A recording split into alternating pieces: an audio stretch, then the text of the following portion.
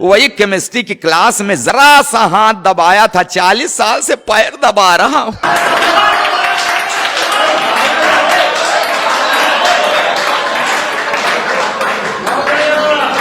अपनी तरह का एक ऐसा कवि इलाहाबाद से हमारे बीच में आए हैं, जिनकी शैली, शिल्प, बात करने का लहजा अपने आप में एक विशिष्ट है। राधेश्याम भारती इलाहाबाद से हमारे बीच में है। जोरदार तालियां बजाकर आमंत्रित करिए। नौजवान मनोज जी मुझको देख करके हंसते हैं, चेहरा देखते हैं, बाल देखते हैं, ये भी कवि हैं। तो उन नौजवानों से मैंने कहा कि भाई वक्त है जिसने तुम्हें यूं रूपवंती कर दिया। ये सब वक्त का खेल है। वक्त है जिसने तुम्हें यूं रूपवंती कर दिया, लेकिन याद रखना जाने कितनों को इसी ने किंवदंती कर दिया। ये वक्त है जिसने तुम्हें यूं रूपवंती कर दिया, जाने कितनों को इसी ने किंवदंती कर दिया। देखकर मुझको हंसो मत, मैं भी गब्बर था कभी, वक्त ने गब्बर से मुझको अब बसंती कर दी। मैं बड़ा होनहार था। हाँ, मुझको देखकर मेरी अम्मा, चाची, बुआ, मामी, मौसी सब यही कहती, देखो देखो इसकी आंख मुझ पर गई है। कोई कहती देखो इसकी नाक मुझ पर गई, कोई कहती देखो इसके होठ मुझ पर गए हैं, कोई कहती हंसी, सब यही कहती ये मुझ पर गया है, ये मुझ पर गया है, ये मुझ पर। वो तो बाद में मेरे गजब के कारनामों को देख के सब पलटी मार गई। कहने लगी हराम ज्यादा पता नहीं किस पर गया है। मैं बिगड़ न जाऊं इसलिए मेरे बाप ने मुझको गांव वाले सरकारी प्राइमरी स्कूल में नहीं पढ़ाया। हाँ, मेरा एडमिशन एक अच्छे प्राइवेट स्कूल में कराया। पिताजी का ये अच्छा विचार था, मगर मैं भी होनहार था। उस अच्छे स्कूल की अच्छी पढ़ाई भी मेरा कुछ नहीं बिगाड़ पाई। मैं वहां भी अति प्रसन्न, 5वीं तक पहुंचते पहुंचते सर्वगुण संपन्न, पढ़ाई लिखाई छोड़कर हर विषय का विशेषज्ञ। फिर मेरे बाप ने घर पर 50 रुपए महीने का ट्यूटर लगा दिया। वो ट्यूटर मुझको 5 रुपए की पढ़ाता था, 45 की ठुकाई करता था।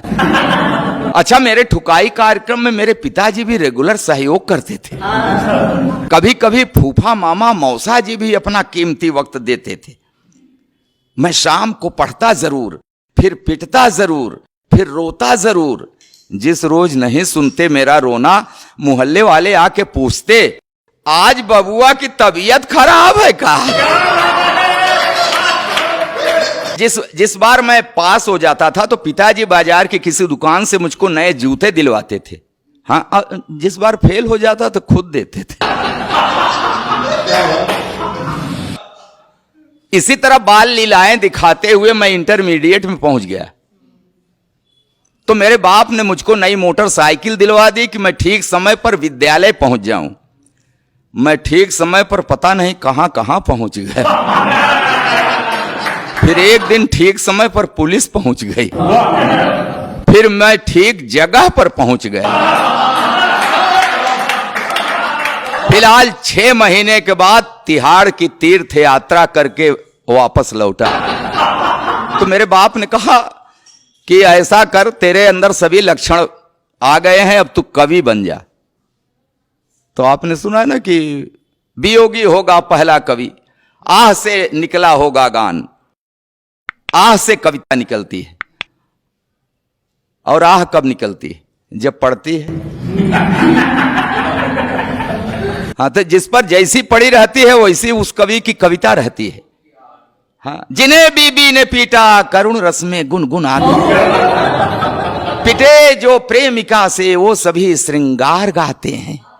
जिन्हें पब्लिक ने पीटा बन गए वो वीर रस के कवि, जो थाने में पिटे हैं हास्य की कविता सुना। गृहस्थी को हमने जंजाल कहा है, हमारे मनीषियों ने। वाकई जंजाल है। हाँ, हम ही लोग जानते हैं वो दर्द। रोज नया एक जख्म, जख्म भरने भी नहीं देती, कान पकड़ती मन का कुछ करने भी नहीं देती। ये मात्र शक्तियां हैं मेरे सामने, इसलिए मैं चाहूंगा कि ध्यान देंगे। हाँ हाँ, कि रोज नया एक जख्म, जख्म भरने भी नहीं देती, कान पकड़ती, मन का कुछ करने भी नहीं देती। कितनी व्यवस्था है फरमाइश पर फरमाइश, जीने नहीं देती है और करवा चौथ का व्रत रखकर मरने भी नहीं देती।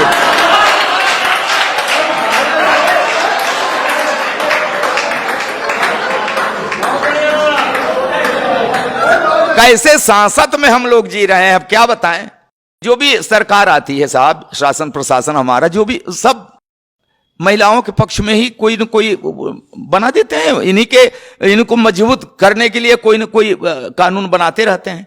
मर्दों की ऐसी तैसी कर रहते हैं। और हमारे एक कवि ने तो यहां तक लिख दिया कि अबला जीवन हाय तेरी क्या यही कहानी, आंचल में है दूध और मथे शरण गुप्त जी वो कह रहे हैं कि अबला जीवन हाय तेरी क्या यही कहानी, आंचल में है दूध और आंखों में पानी। इसका मतलब कि नारी का जीवन और कुछ नहीं, सिर्फ व्यथा। अच्छा, तो क्या मस्ती है पुरुष जीवन की कथा? नारी ने दुख पाया, इसका मतलब पुरुष ने सताया, खाक सताया। मैं तो कसम खा रहा हूं मैंने नहीं सताया, मैंने साहब नहीं अरे मैं क्या सताता, मैं खुद ही सताया जा रहा हूं। वही केमिस्ट्री की क्लास में जरा सा हाथ दबाया था, 40 साल से पैर दबा रहा हूं।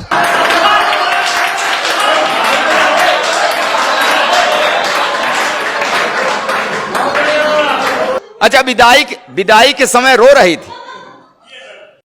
अरे साहब क्या है, आपके दर्द, आपका भी दर्द मेल खा रहा है हमारे पास। विदाई के समय रो रही थी, फूट फूट कर रो रही थी। तो मैंने कसम लिया कि इसे कभी कष्ट नहीं दूंगा, हमेशा सुखी रखूंगा, तो धीरे धीरे अपने मायके को भूल जाएगी, नहीं रोएगी, चुप हो जाएगी। तब कहां पता था कि ये एक रोज रो रही है, अब जिंदगी भर मुझे रुलाएगी। मैंने कभी उससे आंख मिलाकर सर उठाकर बात नहीं की। हाँ, हमेशा बड़े अदब से उसे निहारता हूं।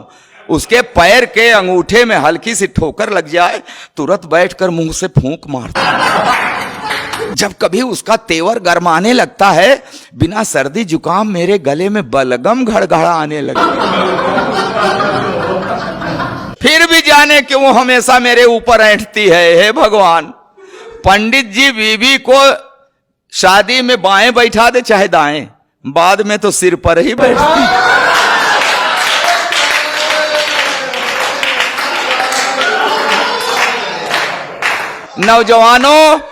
नौजवानों सुन लेना, ये जवानी की सारी मस्ती छूट जाती है। आई लव यू की क्लच प्लेट टूट जाती है। करो, पढ़ी लिखी है, तब से लेकर आज तक हर रोज सवेरे रामायण पढ़ती है, दिन भर महाभारत करती है। जब बाजार गई उसे साड़ी का वही रंग पसंद आया जिसने मेरे चेहरे का रंग उड़ाया। चोरी करूं, बेईमानी करूं, कहीं से लाऊं, ला कर रख दूं हाथ पर गड्डी, तो चाहकने लगती है। प्यार का ओवरफ्लो, सैया सैया की जगह भैया भैया कहने लगा। अच्छा, जिस दिन नहीं पाती पैसा, ऐसी नजरों से देखती है जैसे चबा जाएगी कच्चा। कहती है ऐसे निकम्मे पति से तो प्रेत अच्छा। मैं खाते वक्त अक्सर अचार मांगता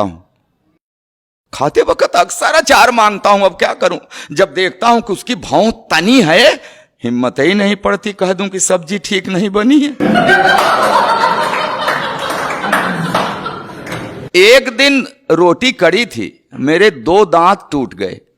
नहीं, रोटी कड़ी थी, उसके खाने से नहीं टूटे, कह दिया था कड़ी है। बेलन के हवाई हमले से मेरी रूह हिल गई, तभी से मुझे दिव्य दृष्टि मिल गई। अब वो मुझे गधा कहते हैं तो हाँ मैं सिर हिलाता हूं। वो एक शब्द बोलते हैं मैं पूरा पैराग्राफ समझ जाता हूं। मैंने 2 विश्वविद्यालयों से डिग्रियां ली हैं साहब, मगर इस बात का भी उसके ऊपर कहां असर पड़ता है। कहती है बछड़ा भले 2 गायों का दूध पिए, बड़ा होके बैल ही बनता है। चावल में अक्सर कंकड़, तो मैं कहता हूं अरे भाग्यवान, उस भगवान ने तुझे 2 बड़ी बड़ी आंखें दी हैं, ये चावल के कंकड़ बीन लिया करो जी। तो कहती उसी भगवान ने तुम्हें भी तो 32 दांत दिए हैं, ये चावल के कंकड़ फोड़ लिया करो जी। अब क्या करूं साहब, आज भी हर रोज उससे कोई न कोई शऊर सीख रहा हूं, आंख कान मूंद कर ट्रॉली खींच रहा हूं। जी हां साहब, जी हां, खींच रहा हूं ट्रॉली, मगर खुश हूं, क्योंकि मैं जानता हूं बेशक वो मुझसे लड़ती है, झगड़ती है, मगर मुझे हल्का सा बुखार भी आ जाए तो मेरी कुशलता के लिए तुलसी के नीचे दिया धरती है। कि हां, बेशक वो मुझसे लड़ती है, झगड़ती है, मगर मुझे हल्का सा बुखार भी आ जाए तो मेरी कुशलता के लिए तुलसी के नीचे दिया धरती है, रखती है व्रत उपवास, मनाती है कि अक्षुण रहे हवात, बना रहे 7 जन्मों का साथ। और ये नोक झोंक, ये तो दाम्पत्य का अंग है। मियाँ बीबी से लड़ता है, बीबी मियाँ से लड़ती है, मगर बिखरने मत देना इस दाम्पत्य को, क्योंकि बुढ़ापे में जब बेटे और बहुएं साथ छोड़ देते हैं तो एक को दूसरे के सहारे की बड़ी जरूरत पड़ती है, बड़ी जरूरत पड़ती है, बहुत।